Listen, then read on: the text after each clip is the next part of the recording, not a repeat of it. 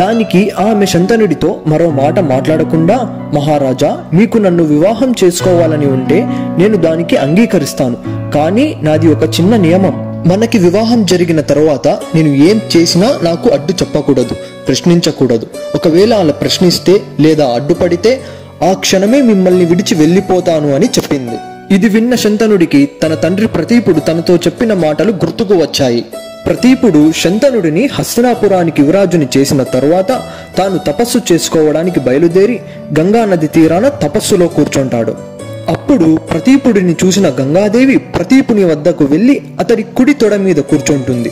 వెంటనే కళ్ళు తెరిచిన ప్రతీపుడు తన తొడ మీద కూర్చున్న దేవతను చూసి ఆశ్చర్యపోయి, ఎవరు నీవు, నా తొడపై ఎందుకు కూర్చున్నావు అని అడుగుతాడు. బదులుగా ఆమె, నేను జహ్న మహర్షి పుత్రికనైన జాహ్నవిని, నేను మిమ్మల్ని వివాహం చేసుకోవాలి అనుకుంటున్నాను అని అంది. ఇది విన్న ప్రతీపుడు ఆ కన్య వైపు చూస్తూ, అమ్మా, నాకు ఇదివరకే వివాహం జరిగింది. నేను నా భార్యకు తప్ప నేను మరొకరికి నా మనసులో స్థానం ఇవ్వలేను. పైగా నీవు నా కుడి తొడపై కూర్చున్నావు. మగవాడి ఎడమ తొడపై కూర్చునే అర్హత తన భార్యకు ఉంటుంది. కుడి తొడపై కూర్చునే అర్హత తన పిల్లలకు, కోడళ్లకు మాత్రమే ఉంటుంది. కాబట్టి నీవు నా కుమారుడిని వివాహమాడు అని అంటాడు. దానికి ఆమె అంగీకరించి అక్కడి నుంచి వెళ్ళిపోతుంది. తర్వాత ప్రతీపుడు శంతనుడి వద్దకు వచ్చి జరిగిందంతా చెప్పి, శంతన, నేను ఆ యువతికి ఇచ్చిన మాట ప్రకారం నీవు ఆమెను వివాహమాడాలి అని అంటాడు.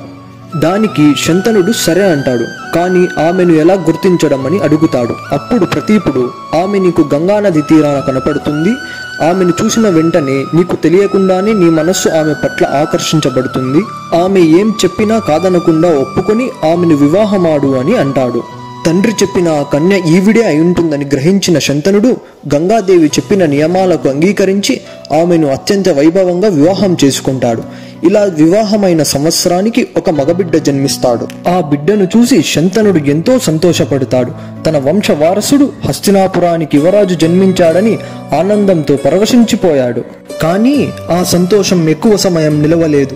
గంగాదేవి ఆ బిడ్డను తీసుకొని సరాసరి గంగా నది ఒడ్డుకి వచ్చి శంతనుడు చూస్తుండగానే ఆ బిడ్డను ఆ నదిలో పడివేసింది. అది చూసిన శంతనుడు నిర్ఘాంతపోయాడు. తన గుండెల్లో ఒక్కసారిగా 1000 అగ్నిపర్వతాలు పేలినంత పని అయింది. అప్పటి వరకు శంతనుడి ముఖం మీద ఉన్న చిరునవ్వు చెదిరిపోయింది. మనసంతా విషాదంతో నిండిపోయింది. వెంటనే శంతనుడు గంగాదేవితో ఎందుకు ఇలా చేశావు అని అడగబోతూ వివాహానికి ముందు ఆమెకు ఇచ్చిన మాట గుర్తుకు వచ్చి నిస్సహాయ స్థితిలో మౌనంగా ఉండిపోయాడు. ఆ తరువాత మళ్ళీ గంగాదేవి గర్భాన ఒకరి తర్వాత ఒకరు 6 బిడ్డలు జన్మించారు. వాళ్ళందరినీ కూడా గంగాదేవి అలానే నదిలో పడేస్తుంది. ఇదంతా చూస్తున్న శంతనుడు తన కళ్ళ ముందే తన పిల్లలందరూ చనిపోతున్నా గంగాదేవిని అడ్డగించలేక, ఎదురు చెప్పలేక మనసులోనే కుమిలిపోతున్నాడు. ఇలా ఉండగానే గంగాదేవి కడుపున 8వ బిడ్డ జన్మించాడు. శంతనుడికి భయం మొదలైంది. గంగాదేవి ఆ బిడ్డను కూడా తీసుకొని నది వద్దకు వెళ్ళింది. కానీ నదిలో తన 8వ బిడ్డను పడవేయబోతుంటే అది చూస్తున్న శంతనుడు సహించలేక గట్టిగా ఆగు అని అరిచి, ఎందుకు ఇలా చేస్తున్నావు? పుట్టిన 7 పిల్లల్ని ఇలాగే నదిలో పడేసి చంపావు. కానీ ఈసారి మాత్రం అలా జరగనివ్వను. ఆ బిడ్డను వదిలిపెట్టు అని అన్నాడు. అప్పుడు గంగాదేవి తన నిజరూపాన్ని ధరించింది. అది చూసి శంతనుడు ఆశ్చర్యపోయాడు. ఈ కథలో కొంచెం వెనక్కి వెళ్తే బ్రహ్మదేవుడు వీరభూషుడు చేసిన తప్పుకి గాను వీరభీషుడిని మానవుడిగా పుట్టమని శపించాడు. ఆ వీరభీషుడే ఈ శంతనుడు. గాలికి చీర ఎగిరినప్పుడు తనని చూసిన వీరభీషుడిని గంగాదేవి కూడా ఇష్టపడుతుంది. అయితే వీరభీషుడి గురించి ఆలోచిస్తూ బ్రహ్మలోకం నుండి భూలోకం వస్తున్న గంగాదేవికి దారి మధ్యలో ఒక చోట దేవతలు అయిన అష్టవసువులు విచారంగా కనిపించారు. వెంటనే గంగాదేవి వారి వద్దకు వెళ్లి మీ విచారానికి గల కారణం ఏంటి అని అడిగింది. దానికి ఆ వసువులు ఇలా చెప్పారు. వరుణుని కుమారుడైన వశిష్ఠ మహాముని మేలుపర్వతం గుహలో తపస్సు చేస్తున్నాడు. అయితే వశిష్ఠుని ఆశ్రమంలో నందిని అనే ఒక కామధేనువు ఉంది. వశిష్ఠునికి ఏం కావాలన్నా ఆ కామధేనువు వాటిని క్షణాల్లో ఏర్పాటు చేసేది. అయితే ఒకసారి ఈ అష్టవసువులు వశిష్ఠుని ఆశ్రమానికి వచ్చారు. అక్కడ కామధేనువు యొక్క అద్భుతమైన మహిమలను చూసి ఆశ్చర్యపోయారు. అప్పుడు ఆ 8 వసువులలో 8వ వసువు అయిన ప్రభాసుడి భార్య తన భర్తతో నందిని అనే ఈ కామధేనువు యొక్క పాలు తాగితే ముసలితనం రాకుండా జీవిస్తారని అంటుంది. మరి దీని యొక్క యజమాని ఇంకెంత గొప్పవారై ఉండాలి.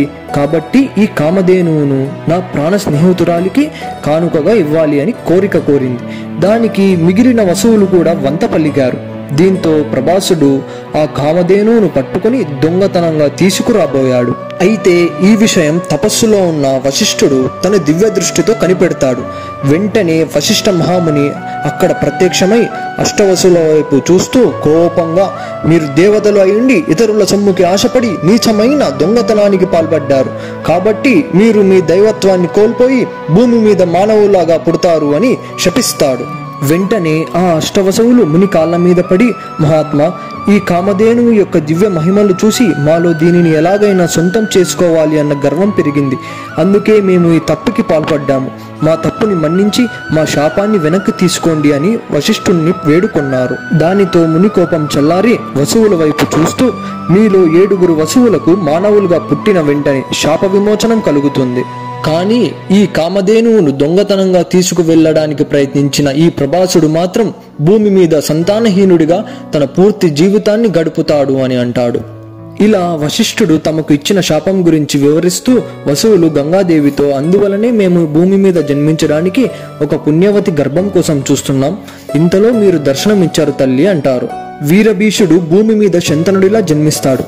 మీరు ఆయనకు భార్యగా మారి మాకు జన్మనిచ్చి మేము పుట్టగానే మాకు శాప విమోచనం కలిగించండి అని ప్రార్థించారు. గంగాదేవి కోరిక కూడా అదే కాబట్టి వారి కోరికకు ఒప్పుకొంది. తన నిజ రూపాన్ని చూసి ఆశ్చర్యపోయిన శంతనుడితో గంగాదేవి జరిగిందంతా చెప్పి, మనకు పుట్టిన ఈ బిడ్డలు సాధారణ మానవులు కాదు, వారు దేవతలైన అష్టవసువులు. వశిష్ఠ మహాముని శాపం వలన వారు మానవులుగా జన్మించారు.